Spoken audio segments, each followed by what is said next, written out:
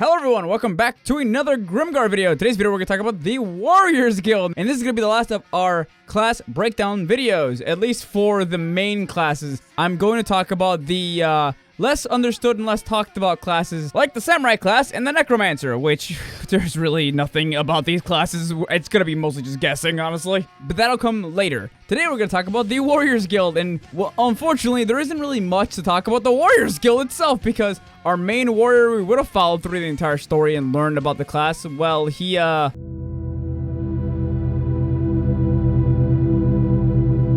doesn't last long, does he? So this is probably going to be one of my shorter videos on my class breakdown. But to pad out the video just a little bit, I'm probably going to add more of my opinions on this class, which to start with, this is probably the most redundant fucking class in Grimgar, hands down. It's just a watered down version of Paladins. I'm going to keep it $1.50 with you, because most of the stuff the Warriors have, other classes also have. For example, their ability to use very large, heavy weapons.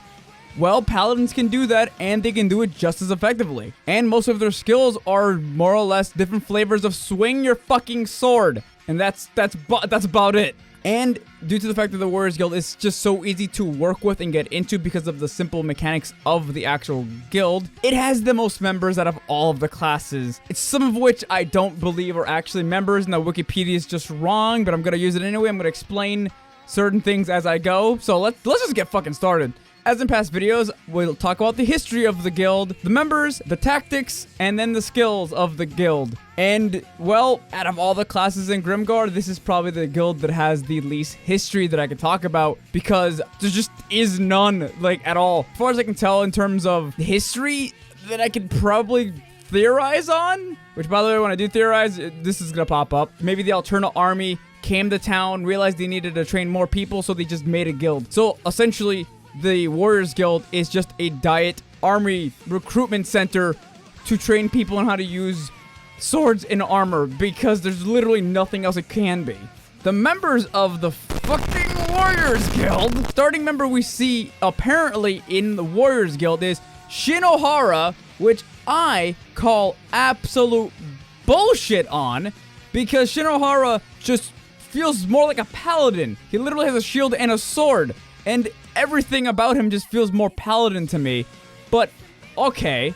Next is Moguzu, Renji, he's fucking hot, Kikawa, Hayashi, Michuki, Keijiko, which is apparently the leader of the Wild Angels, probably the most forgotten clan in Grimgar, Anthony, Justine, Daki, Lihiada, Rock, Kinjika, Kuru, and Katazu. And former members are Eru. That's my character. I'm the trash man. Kamaru, Memorin, and Tada. And honestly, Tada and Memorin might as well just stay warriors, because they still fight like fucking warriors, honestly. Tactics of the Warriors Guild. The tactics of the Warriors Guild is literally the exact same thing as the Paladins Guild. They just are the front lines who hold off enemies and try to make sure the back line is safe and protected. The differences between a warrior and a paladin, at least on the whole, is the warriors are more fit and more built for doing damage with their giant swords than, say, a paladin is more defensive. But the problem with that is, all a paladin needs to do to equal out the playing field is drop their shield and two-hand their sword. So in terms of viability and in terms of flexibility, the paladin is just overall better class, because it could just be more defensive and offensive immediately. So this is why I feel like it's so damn redundant. Weapons and equipment. Warriors, surprisingly, actually do not start with plate mail. They actually start with chain mail, and then they work their way up to having actual plates. They usually start with a bastard sword, and some of them actually decide to use hammers as well. Most of them usually use two-handed weapons, and apparently, according to Shinohara, some of them might use sword and shield, which is weird, because it's supposed to be a paladin thing. Swords from the Warriors Guild are usually much, much heavier and much more powerful than paladins, and are usually bastard swords. They're essentially either really thick, wide swords. In the light novel and the manga, they're not that huge. In the anime, they're fucking enormous. And instead of having helmets, they usually have head guard, which are basically that leather thing around Moguzu's head. And eventually they'll wear a metal version of that, or a full-plated helmet. Unless you're Renji, because he's weird and overconfident. Skills and abilities! And this is gonna be short. Rage Cleave, Rage Blow, or Thank You Slash, because if it's Moguzu using, he says thank you instead. is a very powerful swinging down strike. It takes all of the strength and weight of the sword. Warrior swings down with all of their might. Spiral Slash or Wind is a quick slash attack towards the enemy's face. The warrior first needs to lock blades with the enemy and then quickly pull their sword up and aim for the eye. If done correctly, this will cause the opponent to stagger back. Fun fact about this ability is so easy to actually learn that Ranta does this on instinct because he watches Moguzo do it so many times. And he does it against Takagashi. War Cry is a really, really loud yell. It is so powerful that it causes the enemies to get stunned when they're near the warrior. This scream cannot be done repeatedly though because it takes a lot out of your throat because you're yelling so incredibly loud. Forward thrust is, as it is described, a thrusting motion with your blade. Because the blade is so long, it usually gives the warrior a lot more reach. Reversal thrust is basically a retreating thrusting attack. You thrust forward, but you jump back at the same time to give yourself distance. Steel Guard. This one sounds very confusing to me. Get ready. This is a defensive technique where the user uses their energy to reinforce their armor to deflect enemy attacks. This sounds just like magic. Honestly, it would sound less magical if they used their knowledge of their armor to deflect incoming attacks by moving in certain ways.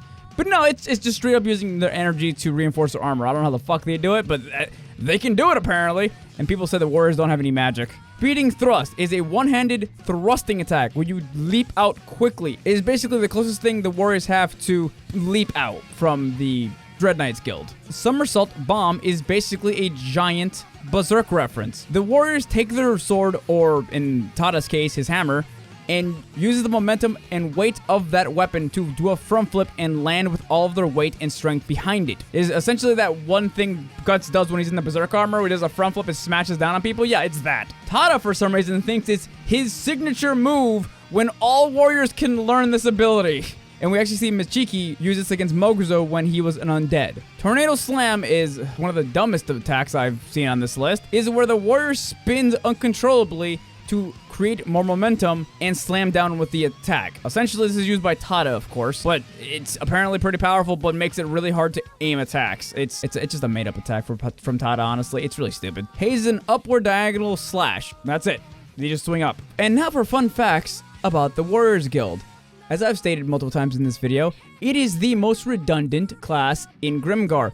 Just give all of these techniques to the Paladins Guild and you'd have a better class all around. The only character in the entirety of Grimgar that probably makes being a warrior look good is Renji. And it's only because Renji is so absurdly good at using a sword. You know what? Actually, I take that back. I think Moguzo is also a really good example of what a warrior can be. Moguzo ends up dying by the end of Volume 3, but he dies doing what a tank should do. If you're going to die, you die protecting your team. What makes Moguzo's death actually even sadder is the fact that he's heavily implied to have so much potential that he was able to rival Renji. But due to the fact that he was basically getting wailed on by this giant orc bastard, he couldn't walk away from it. It was just way too much damage. And as much shit as I would give this class, I still think that overall Moguzo and Renji do genuinely make this class look pretty damn good on the surface. But the problem is when you start looking at the list of skills you can learn for each individual class, the Warriors Guild kind of falls very flat. It has essentially the same role as Paladins, but they cannot fill that role at the same level as a Paladin, at least in terms of the actual skills and what you were taught. Paladin on the surface is just given way more stuff to work with. But when we look at Renji and when we look at Moguzo, what Grimgar essentially tells us is essentially that regardless of the class that you are in, if you have the skills to back up that class, you can actually go really far. If anything, I think Grimgar tries to tell you that it's more of the person, not the actual class, that actually can bring the win in at the end of the day. Anyway, that's my video on the Warriors Guild. Let me know what you guys thought in the comments down below, and I'll see you guys in the next video. Bye!